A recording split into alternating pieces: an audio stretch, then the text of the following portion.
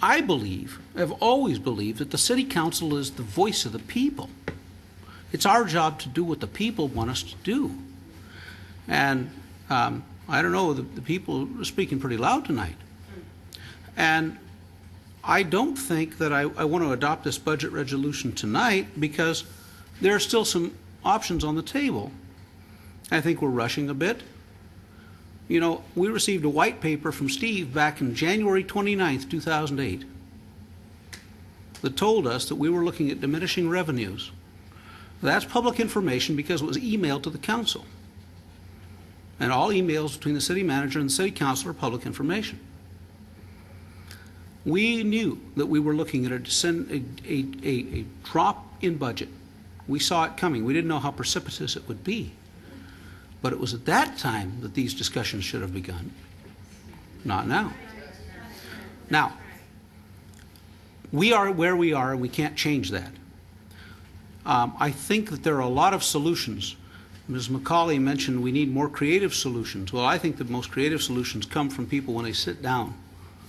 And they sit down in large groups so that all the stakeholders are represented. I like the committee idea. Mr. Dybus has some great ideas. He's a very successful businessman, and he knows how to make things work in the financial world.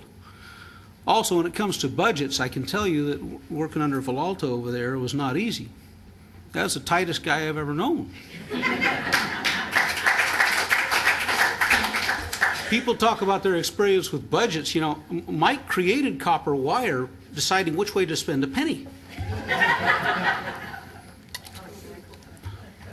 So he had some great ideas here that, you know, and I think we all have some great ideas. Joe had years in the city, and I mentioned that so strongly when I fought so hard to put him in that seat that night 2 years ago. And what we've got is a very unpleasant situation. Now, we can either go with a simplistic solution, or we can give this at least another couple of weeks, because we know we're not going to go bankrupt for 14 months.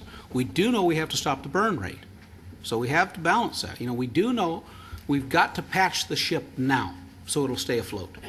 And then the big decision, the big talks have to come, because over the next 18 months, we're going to have to completely restructure the rigging, or this ship is going to sink. And the only way you can restructure a rigging is, if you've ever been on board a sailing ship, you know that the captain barks commands in microseconds, because that's how you get through the storm, by shifting the sails and shifting the rudders and dumping ballast. And that's what we're on right now. We are in a ship in a tempest. Steve calls it the perfect storm, and he's right. Everything's coming together at once. It doesn't help that the state is causing us to pay more towards PERS, and that's a big that costs. It causes us to have to spend more for our employees, but they don't get any extra benefit for it, and so that's a challenge that we have to face.